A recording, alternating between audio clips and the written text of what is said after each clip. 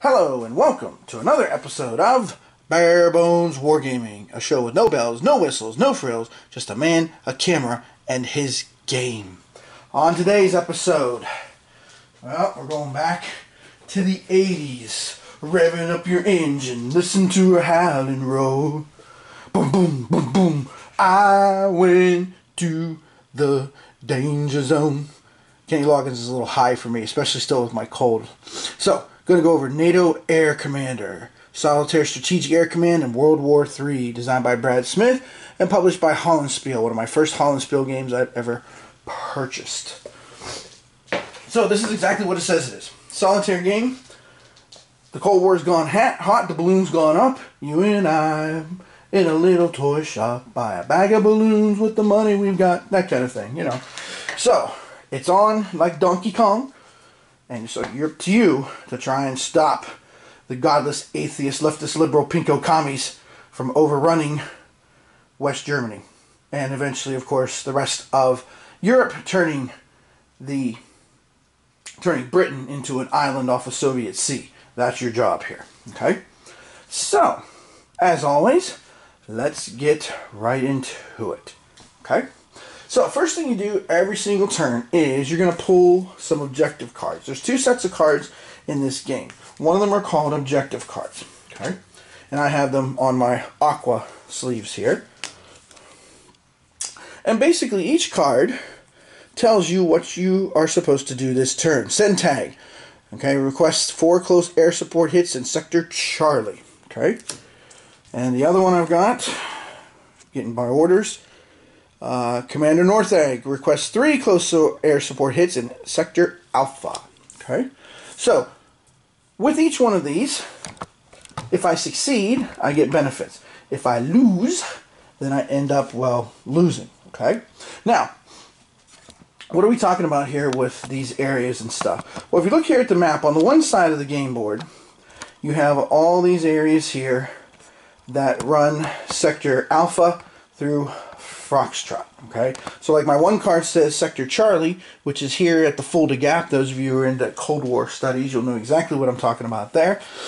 That's one place I'm supposed to give some air support this turn. The other one is Sector Alpha, up here, trying to defend Hamburg, okay, from the enemy. And of course you want to defend because if the Warsaw Pact gets to the end of their tracks, way over here on the left-hand side of the board, you're going to lose victory points as they advance, and you will lose victory points every single game they occupy that last space. Okay? Now the victory points, let me zoom in here, are shown right on the map. So let's take a look up here. Whoops, sorry about that. That's Sector Alpha. Okay, let me slide this down. You can see here there's this 2. There's another 2 over here at Bremen. Okay? Those are the victory points. So if the Warsaw Pact forces occupy them, you're going to be losing victory points. And victory points are important, not only for winning and losing the game, but once you reach the magical 20 level, then everything could go nuclear. Okay? The bomb, Dimitri. Yes, we're talking about the bomb. Okay? So, you have to be careful with that. Okay? Now, these counters you see in front of you are ground combat counters. We'll talk about those here a little bit later. But again, as you go down through the tracks, you can see, okay, you've got starting positions, you've got boxes for close air support, and lots of acronyms in this game. The forward, let's see, some of these I know and some of these I don't. The follow-on forces attack, okay, boxes too, where you basically can try to slam the Warsaw Pact before they manage to get to the front line, okay. Now, that's one half of the map. The other half of the map, what we're going to be doing here is we're trying to achieve these missions, these objectives, is the other half. So let's zoom in here real quick. The top half of the map is all about our raids, okay? Individual raids that we have 1 through 9 that happen on the map. And then at the bottom here, you'll see we have a couple of raid-specific areas, okay? We have the OCA, which is offensive counter-air, basically a way to reduce the enemy's air ability in combat.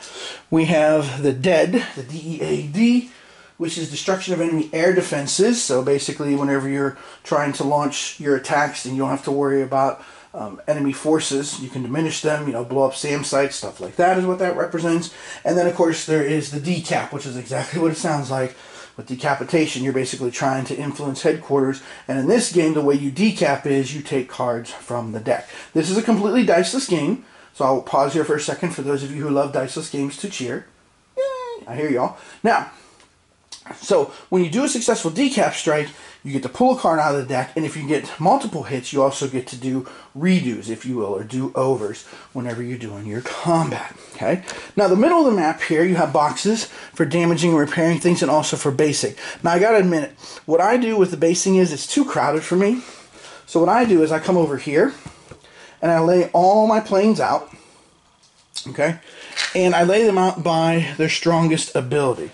So for example, if you look here what I've got, this first row here, these are all, the first number is air escort numbers, air-to-air battles. The middle ones here are all strong ground numbers, and the last ones are all strike numbers. Now the top ones there, as you see, they're all equal values. They're an equal opportunity pounder with triple fours there, okay? And again, the numbers are air combat value is the first one, middle one is ground, third one is strike, okay? And you need to be careful which applies to which, and there is a nice little chart on the map that tells you which kind of factor you're trying to use, okay, for each mission. Now the last thing we have here is a record track to keep track of all the stuff that's happening, okay. You got a turn track, you got your repair points. These will do things like fix your planes, get you more precision guided munitions, things of that nature. Speaking of which, you have your precision guided munitions. Each scenario tells you how many you start with, and you can buy more later. And then we have our dead and our OSA tracks, where we basically, as this moves along, like if the marker gets up to here, you will subtract 2 from every value of the enemy's air defenses. As this one gets up to here, you'll subtract 5 from their air-to-air combat abilities. Okay?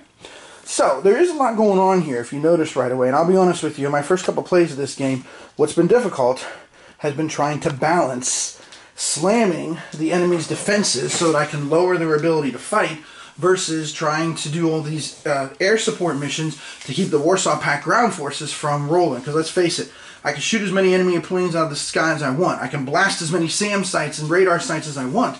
But if I'm not stopping those nice big T-72s and T-82s from rolling, I think T-82 existed. I'm pretty sure it did.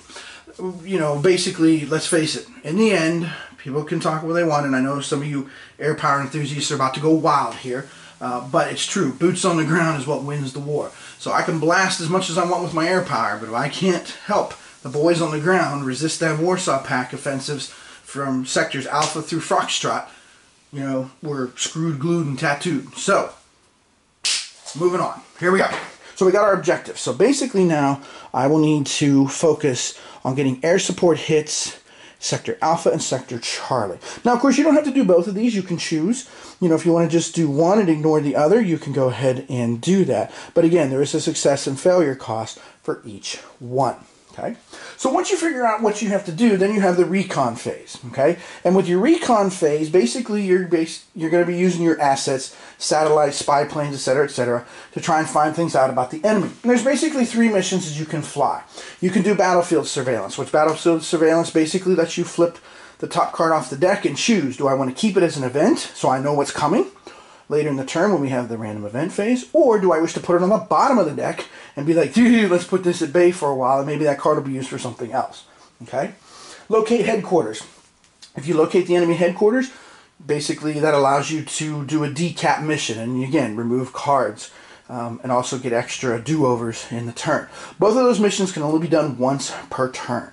Okay. The last recon mission, okay, locate staging areas, deals with these cards up here. Now these cards across the top that are in spaces Alpha through Foxtrot, okay, these ones up here are basically going to be the Warsaw Pact reinforcements. So basically you can figure out who's there, and then you can launch missions to basically reduce that number that's going to be available to the Warsaw Pact to reinforce whichever thrust it is. So for example, right there, the Charlie one, whatever this card says here, that's how many reinforcements will go to Sector Charlie as the Warsaw Pact rolls on with this massive amount of tanks and artillery, because as we all know, the Russians love their tanks and artillery and trenches. That's the big trifecta of the Russian army, let's face it.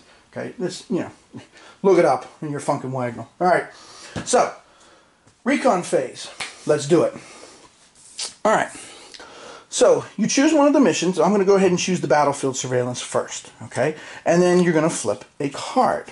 Alright, now, each card has a bunch of numbers on it. Okay, we're not going to talk about all the numbers right away. We're going to talk about only the ones that pertain to us as we go. And for recon missions, the only one we care about here is the top one, the air intercept number. Okay, so in order to be successful, you compare your number, which is a 6 here. Every recon phase has a fixed value of 6, to the air intercept value, which here is 0. Okay, if the enemy's value is less than your value, which in this case 0 is less than 6, you have a successful mission. Yay!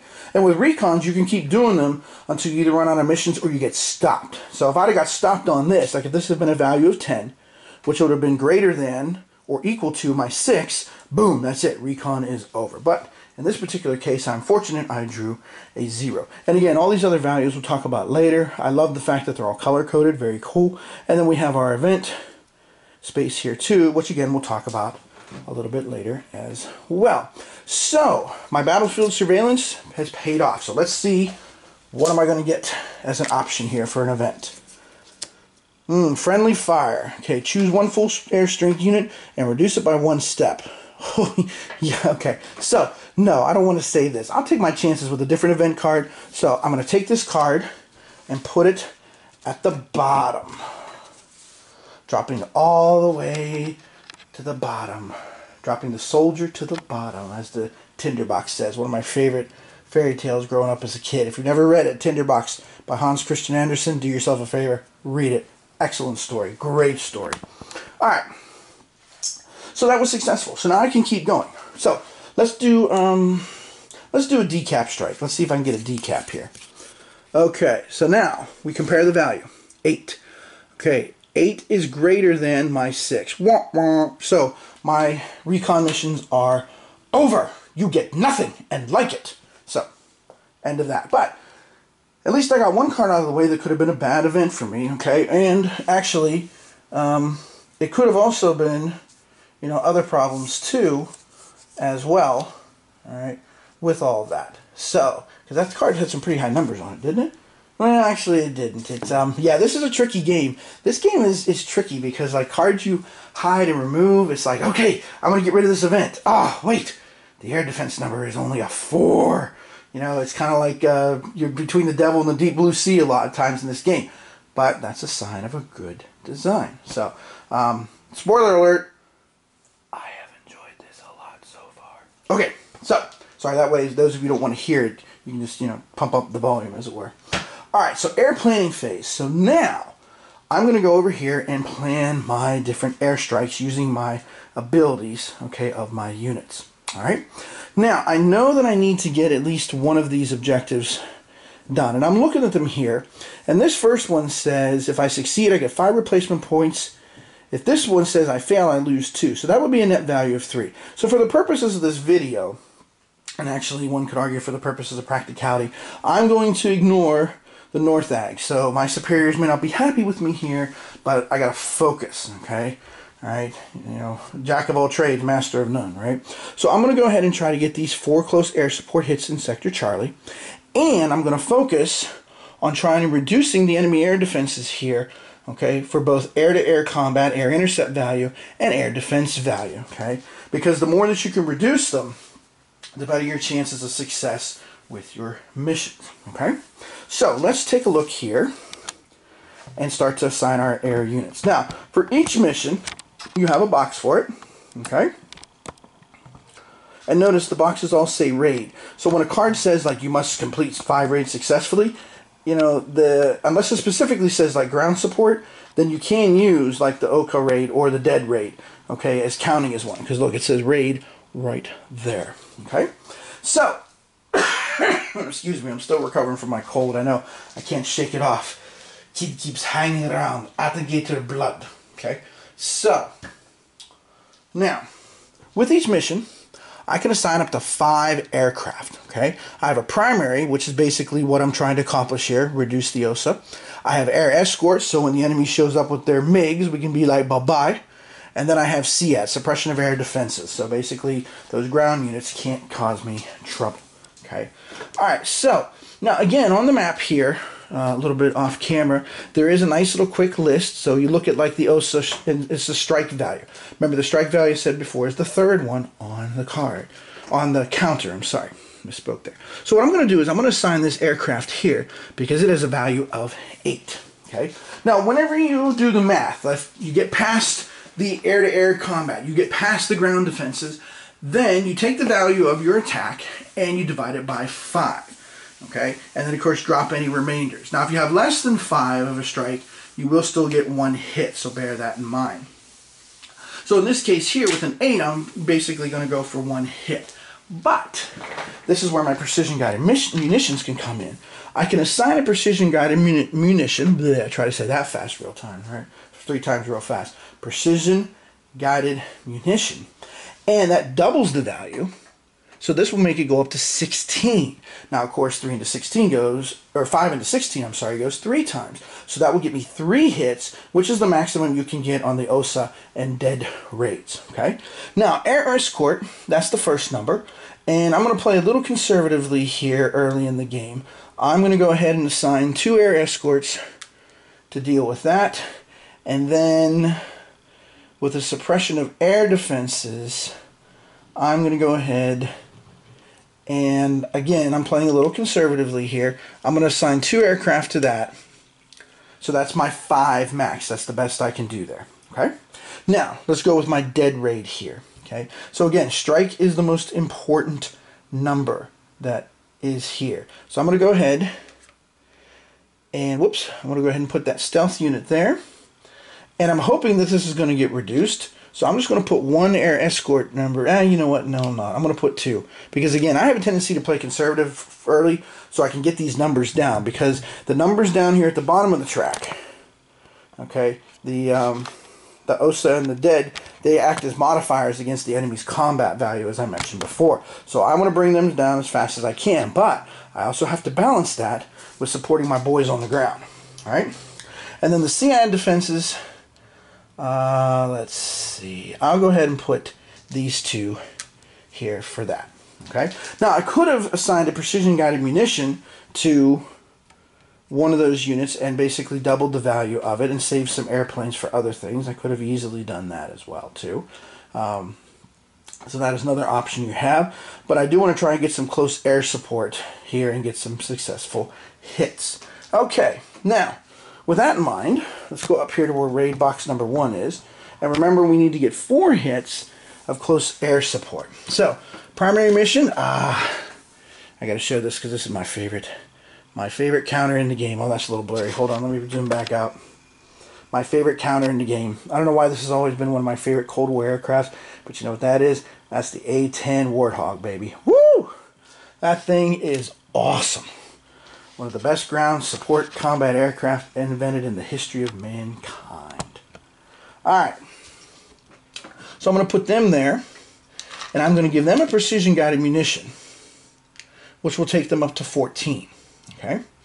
Now, I'm going to make sure that my air escort is taken care of as well. And then the suppression of air defenses. Let's see. Actually, you know what? Let me do this instead. I'm going to go ahead and, again, just for the purpose of demonstration, I'm not going to pretend that like this is the best way to do this or anything, but I'm actually going to go ahead and put a second plane here with another precision-guided munition so I can make sure I get my 4 hits for sure. Excuse me. And let's see. Do I want to leave everything else the same? Because now I have to be careful with my 5. Let's do it this way. Let's take this one off. We'll put these guys on. And you can give precision-guided munitions to any unit. And we'll put that there. Now, again, this might be a little bit of overkill, and quite frankly, it probably is. But, again, I want to make sure that I achieve at least one of these objectives, and I do want to show you how the game works. Because, again, my point here is instructional as opposed to strategy. You know, I'm not trying to share with anybody any great strategies, you know, ideas I've come up with and stuff. I'm just trying to give you an idea how the game plays, how it flows. So again, you can decide, hey, is this a game for me? Okay. So we've assigned our missions. Dun, dun, dun. Let's start resolving them. Excuse me again. Sorry about that. Alright, so now we move on to air resolution phase. Okay, so I'm going to go ahead and start, and yeah, let's just go ahead and zoom back in again here. I'm going to go ahead and start with the OSA one because that helps with the air intercept. Okay, so first thing you do with the raid is you basically have the air intercept segment. Okay, so your missions, your planes that you put on air escort, these two guys here, who have a value of 10, you compare it with the top card off the deck.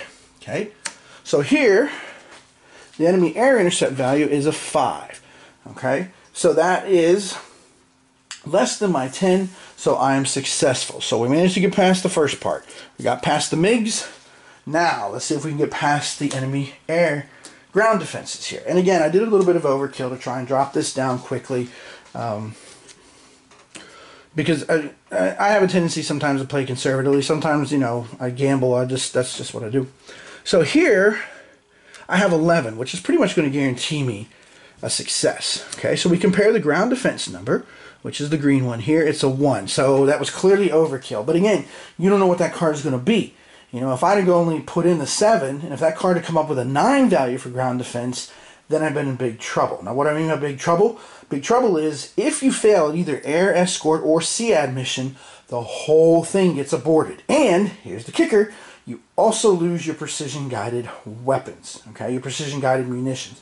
So, you know, whether you use them or not, you're going to lose them, so to speak. So that's, you know, part of the reason early in the game I have a tendency to do a little minute work, a little overkill. Okay, so I got past both of those. So now I'll drop this precision guided munition, which again doubles that value to 16, and that's going to be 3 hits on the OSA track. So we'll come down here to OSA and go 1, 2, 3, For those of you that are part of that generation, you know what that is. So now, every air intercept battle that comes next is going to have a modifier of -2 to it for the value on the card. Okay, and you can do your raids in whatever order you want during a turn. Sometimes I like to do my decap raids if I qualify for them. Remember, this time I didn't get it because of the recon. But I like to do decap sometimes because if I get enough hits, that does give you a do-over pull, okay, on a card. I mean, basically, you pull 2 cards and choose whichever one you want. But I mean, basically, it's like a do-over. If the first one's like, whoa, you know, then you have a chance to fix that. All right? So that mission was successful. Awesome. Totally awesome. All right, Hamilton. So, let's go back up here. Hamilton's one of my pilots. I'm just giving him a shout out. Let's go back up here to the dead. Let's go back out a little bit so you can see the card better. There we go. Okay, so here we go again. So the escort, again, I did a little bit of overkill. That's 11. Air intercept number is a 9. -2 is going to drop it to 7. Okay, that's less than my 11. So 7 come 11. Down in the boys' gym. I got it. All right. Now, the SEAD, I have a value of 8. Oh! Oh no! My son, my toddler, loves to watch those little videos and stuff, those instructional ones, and stuff don't match, like the shapes and things. They go, oh no! So look, we got a ground defense of 10. That is greater than my 8. What does that mean? Abort. Danger, Will Robinson. We're screwed. Okay? So, I'm not going to be able to reduce the enemy air defenses this turn. Curses. So, to quote the dude, that's a bummer, man. Now, when a mission fails, you also draw a card to find out who got hit. Because somebody's going to pay the price. Okay? That is related to this number down here in the bottom. As you can see, that's a number 9. So what you do is you take that number 9 and compare it to the numbers that are in the right-hand corner of the counters. You can see there's a 1 on this blue one, a 30 here, a 2 here. Whoever is closest to that number gets damaged. Now, if it's already an aircraft that's damaged, it gets eliminated instead. So let's examine our numbers here. So we got a 9, we got a 30. Oh, well, we have a winner. Ding, ding, ding. That's a 9. So if it's spot on, you can't get much closer than that. So, we failed to reduce the enemy ground defense. Ah, curses. So I'm kind of glad I overloaded this raid, because remember, I do want to go ahead and get those repair points here. Okay, so speaking of that raid, let's go up here and let's resolve it. So I have precision guided munitions on my air escort, which will make it a value of 10. Ooh, the air intercept value is a 10. Wait, you can't see that. Let me pull this back out a little bit. There we go. So the air intercept value is a 10, but remember, we modify it by -2 because of the O subtract, so that drops it to an 8. Whew! So that was hairy. And I slid the whole board. Hold on a second here. If I can get it to move back over. There we go. Whew! There's always one thing with plexiglass and using cards you gotta watch, because sometimes when you grab those cards, everybody moves. Alright. So, oh no, my CAD is only an 8. Uh-oh. Ready? 1, 2, 3. Oh no! Oh no! It's a 10! Not again! So that mission is going to fail, which means I wasted both of these precision-guided munitions. What a horrible start. Wow. So, I guess Soviet Union was prepared for offensive even with build-up, did better build-up than NATO forces, which makes sense because capitalist countries are weak. Yeah.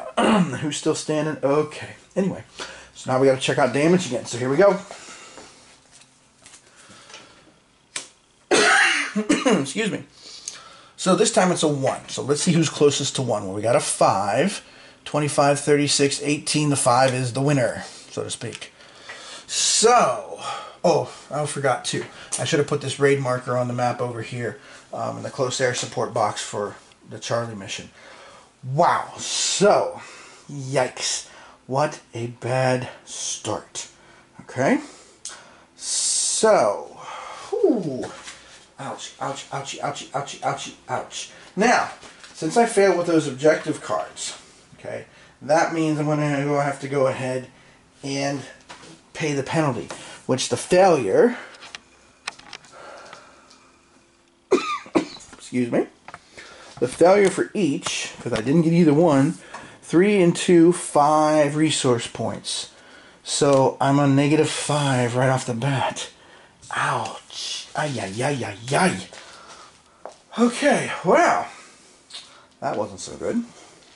Alright, let's get up here now to the ground combat phase, okay? So, now in the ground combat phase, basically what we're going to do is we're going to go ahead and see, does the Warsaw Pact advance, okay? Now, in this particular situation, you flip a card for each one of the 6 routes of advance here, okay?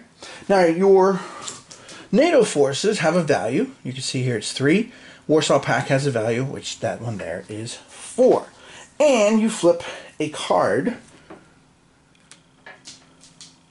to help you with the battle. So, for example, here, now we're down to the 3rd line, the brown line, attack resolve. So I'll get to add 1 to my 3. So that takes it up to a 4. Okay? But the bad part of that is, excuse me, if my value is equal to, or the Warsaw Pact value is greater than or equal to my value, which a 4 is equal, then I'm going to lose that fight. So what happens when I lose a fight? I lose this whole counter, all 3 points of it, and the Warsaw Pact advances into Hamburg to get some stuff to eat. And it's a 2 victory point value, so they are off and running towards victory. Alright, next track down. Again, I have a 3. My card, oh no, it is the shuffle card. Okay? If you look there and see what the shuffle says, the bad part about this is that it counts as no event and the resolution values are 0. So again, it's 3 versus 4. That's less. The Warsaw Pact rolls into Hanover and picks up 2 more victory points. Could I have a worse start to the game?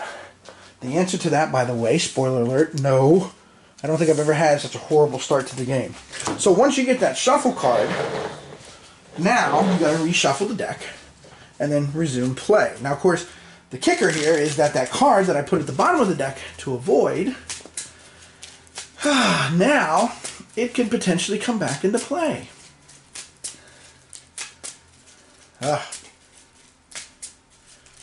Yeesh.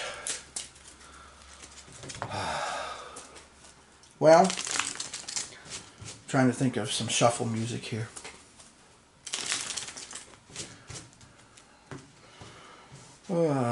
This is what we've waited for. This is it, boys. This is war. The president, I think it's the president, is on the line. 99 red balloons go by. There we go. Alright. So let's go back here to the battles, which are not going our way very well. Let's try the Charlie track. Come on. Charlie. Our attack resolve this time is 5. Okay? So we add it to the 4. That's 9. Versus 5 is higher. Yay! Now, if it's just higher, you knock it down by 1. So this will drop these guys down to 4. Okay? If it's double that, okay, let's say I had like a 12 versus the 5, which would be double that much, okay, then it loses a point and retreats. Now, if it's in its starting place like it is here, then it would lose 2 points as well, but never less than 1. The pact is always there. Okay? Alright, down here to Delta. They love to fly and it shows. Oh, the attack resolve is 0. That's a 4. They have a 5. It's higher. So here they go. Rolling down towards Nuremberg. Yeesh. Seriously. So for those of you who think that this might be an easy game, and this, by the way, is the easiest scenario, ha ha ha, I laugh so very hard because you are funny. Alright. Next one. Attack resolve is a 1. 2 and 1 is 3. That's equal again. So here they go rolling into Regensburg. Good lord. You know what? I don't think I've ever had a game so far where all the Warsaw Pact forces advanced on the first turn. I think it's going to happen here. Well, okay. No, never mind. Charlie didn't advance. Well, sorry, Charlie. Alright, attack resolve is 2. 2 and 2 is 4. Which is higher than 3. Yay! So we'll reduce them to a 2. Alright. Well, that was fun. Okay. Now we're on to the reinforcement phase. Okay. Alright. Now, for reinforcements here, we're going to go ahead and flip these cards that we had at the top of the board. Okay. Now, these cards at the top of the board have a Warsaw Pact value on them. So, like for Alpha here, you can see there is a 3. Okay. So what you do is you take that 3 and you add it to the strength of the pack unit. So that's going to take them up to a 7. Yikes. Bravo is a value of 3, also 7. Yikes. Charlie is a value also of 3. Yikes. Also a 7 now. Whew. You need some close air support next turn, man. 4 for Delta. So now 5 and 4 is 9, but the maximum is 8. So that's as far as they can go. Echo is another 4. So that takes them up to 7. Whew. And then another 4 down here will take them up to 6. Okay? And then once you've done those, then you go ahead, whoops, and replace them. Alpha, Bravo, Charlie, Delta, Echo, Foxtrot. Message to follow. And the message is, we are in deep caca. That is the message here. Right off the bat, turn 1 of the build-up scenario, we are in trouble. Alright.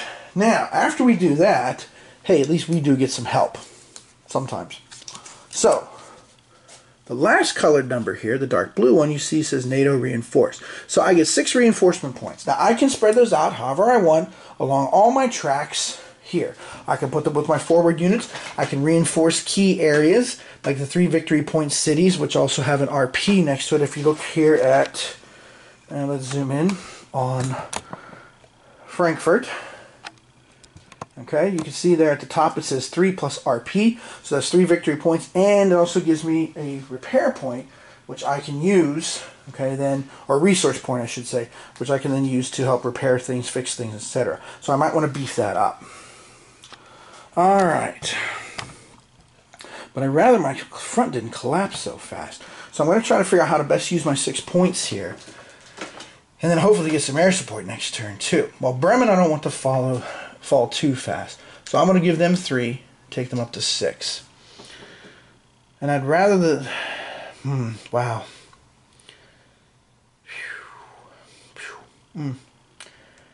So I've got 3 points left, right? Yeah. This is tricky. All right, I'll put 2 points here at Nuremberg, take them up to 5, and I'll put 1 point down here at Linz, and I'll try to get them some close air support next turn. That's part of my plan. Okay. All right. And then if there's any reinforcement aircraft, which there are here, you go ahead and you can bring them into play as well. So I do get a bunch of nice U.S. aircraft as reinforcements, which is what I really need right now because, again, I am in big trouble, dude. Alright. Random event phase. So let's draw another card. Air-land battle. Okay, during any one ground combat next turn, before drawing the resolution card, you may invoke this event to double the attack resolve value of that card. Cool. Now notice, this one says next turn. So what we're going to do is we're going to take this and put this down here at the bottom of the map where the next turn slot is, so I can use that one for next turn. Okay, other cards say immediate, those kind of things, but this one says next turn, and that's exactly what I'll do. I'll use it next time. Okay. Now I'm going to collect my resource points. So I get 1 point for each Warsaw Pact force still in its starting box.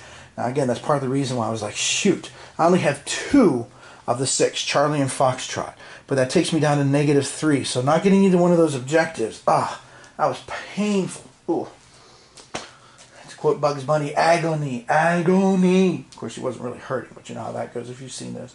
So, 3 VP cities still under control. I've got 1, 2, 3, 4 of those. So that's 4 points. So, hey, back to positive. I got +1. Okay? The dead track is maxed out. That's funny. The Oka track is maxed out. Well, at least it moved up to 2. Alright, so now I can spend them. Ooh, I can spend my whole 1 point somewhere. Wow, aren't I lucky? Well, I really can't spend it, though, because let's look at the chart here. Okay? What do we got that we can spend our P's on here? Let's see. Eliminated air unit, that costs 2. Damaged air unit, that costs 1. But nobody's in the damage box yet. Okay? Because you don't move the planes till later. Okay? Moving them around, no. Purchase a pilot, can't even do that. Purchase a precision guided munition, that's 3. That's funny. So, I get nothing. Nada. Nunca. 9. I guess 9 actually means no. But anyway. So, now we go to the end of turn phase. Air mission display. Okay, full strength, go to basing box. Damage units. Now you have a choice with damage units. They can either go to the damage box, or you can send them to the basing box and keep them in play. Now, of course, they are damaged, which means if they get hit again, they get eliminated. You can bring back eliminated units, but it's a pretty steep cost. As you can see, RPs can be very, very precious in this game. Okay, so I'm going to go ahead, and since I got the reinforcements, you know what? I think I will put at least one of those planes in there. And again, as I take these off, I'm going to go ahead and just put them by their strength ability, whatever their strength is, their highest number. Because again, I just like it because it just makes it easier. You know, when I'm trying to pick planes for missions, I don't have to dig through things and go, gosh, okay, wait a minute, who has the highest value for this, and who's the best ground attack? I have them all lined up. I know who is the best, and I will utilize them as such. So I'm going to put these 2 in the damage box so I can try to fix them next turn. Because, knock on wood, next turn hopefully will be a lot better than this absolute chaos. Okay. Now, you can do electronic warfare. Okay. But I chose not to do one of those this turn. Now, unfortunately, of course, the enemy can fight back. So you have to draw a card for the dead and the Oka track. Okay. And basically, this is one of the easiest things in the game. You just look at the top number. So for the dead track, if it's an even number, you reduce the track by 1. If it's odd, nothing happens. Well, this is a 3. But the dead track is at 0, so big whoop. Well, okay, a little bit of good luck. This one's also a 3, so the Oka track will still stay at the 2 value, so that'll help me next turn at least a little bit. Okay. Now, the nuclear escalation step. Okay. You dropped the bomb on me. I don't know. Sorry. I'm just in the mood today. Now, as you see, the victory points, they're already at 4. It's about to get worse, by the way, too. So, on top of that, if it ever gets down to 20 at this point, then you're going to draw a card, okay, off the deck, and you compare it with the number that's on there. If it's less then the VP, you lose the game. So for example, if this was the card that I drew, this has an 8, kaboom! It's over, and so's the world. It's the end of the world as we know it. So, no nuclear escalation yet, because we only have victory points of 4. But, Warsaw Pact victory point step. Now, part of the reason you want to keep on top of these ground forces is, if they make it to the end of their track, every single one that's there is going to score another victory point every turn they're there. And let me tell you, once they get to the end of the track, good luck with that one, okay? You're going to be looking for a needle and a stack of needles to try and deal with that, okay? And that is basically a whole turn. Now we're ready for turn 2. And I can't get any worse, I don't think, but, you know, could be worse. It's hard to imagine right now how. Sometimes it is hard to imagine that, all right? So, that is an example of how to play NATO Air Commander. Again, the short version of this, just to give some thoughts. I do enjoy it. It's very tense, as you can see from the card draw I had here at the beginning. It's challenging. There's a lot going on. You have to make lots of decisions, and those decisions really do mean something. So, yeah. I also like the fact that it puts you in the position of the theater commander. So, you know, you've got somebody breathing down your neck being like, dude, we need this accomplished. Okay? And then you're like, man, how am I going to use my resources to do that? Okay? So there you go. So NATO Air Commander. First Cold War game I played in a long time. I don't play too many Cold War Gone Hot games anymore. I used to play the Fleet series a lot. I used to love that, but it hasn't been a topic that has interested me in a while. Not counting a game like Twilight Struggle, I can't even think the last Cold War game I played. Now, I mean Cold War like, you know, Warsaw Pact NATO kind of thing. Not like, you know, I did a video not too long ago for y'all of the Vietnam Solitaire. But I'm talking about Cold War completely gone hot, where NATO and Warsaw Pact are shooting at each other. Head-to-head kind of thing. I'll think about that one, because I'm not sure. So anyway, so there you go. NATO Air Commander by Brad Smith. Published by Hollandspiel Games from Detroit, Rock City. See, I don't know, I'm in a mood today. I apologize. I like music. I like music a lot. My little toddler, who's almost 3 now, he never liked the toddler music. When we would drive places, we'd try to put toddler music on, and he just would be like, whatevs. And he would just fuss and cry. And then one time we put on Johnny Cash, and that kid loved it. And then we put on Piaget. We put Carmen on. He loved it. Tried the Eagles the other day. He loved it. So, I guess my oldest son has the same musical taste as his old man, is what I'm getting at here. So, he likes music. That's good. Music is a good thing. So, with that thought, to close this video out, next time, well, let's just give you, keeping with the music theme, right? Give you a little preview of what next time's going to be. Dun, dun, dun, dun, dun, dun, dun. Okay? Because I've just picked up a bunch of Napoleonic warfare games. I'm not sure why I suddenly got back into Napoleon, but I enjoyed Victory and Glory. Some of you have seen my video on that. That was a lot of fun. So I picked up some of these games. Going to try them, particularly 1813, because I think that was one of the most critical campaigns of the Napoleonic Wars, and I find it fascinating too. But I got to be honest with you, I'm also toying around with this, since we're up here on the 100th anniversary of not only Armistice Day, supposedly the war to end all wars, of course, but also Polish Independence Day as well too. So, and one other thing about this game, I was looking on Board Game Geek at the ratings. If Mark Herman, okay, I'm going to pause here for a second for Judd Vance to sigh. If Mark Herman is like, this is the World War I game that I found the most fun and, you know, best to play. If Mark Herman says that, I gotta check it out. I've owned this for a while, and I was doing some cleaning and I stumbled back across it because I'm not a big World War I gamer, so I might go with this too. So, which way will I go next? Not 100% sure, but I need to read the rules to the Napoleon games. So quite frankly, I might put the Great War on the map once I finish this train wreck of a game. Whew, this game might be over before, yeah, over before halftime, to use a football analogy. So, that's kind of a preview of coming attractions. So as always, I hope this was helpful to you and informative to help you figure out if you want to buy this game or not. So this has been Tim Korchnoi from Bare Bones Wargaming saying thanks for watching, and we'll see you next episode. I'm not sure, from the trenches of World War I, or crying out, Viva the Emperor! A marshal's baton in every knapsack. We shall see. Thanks for watching.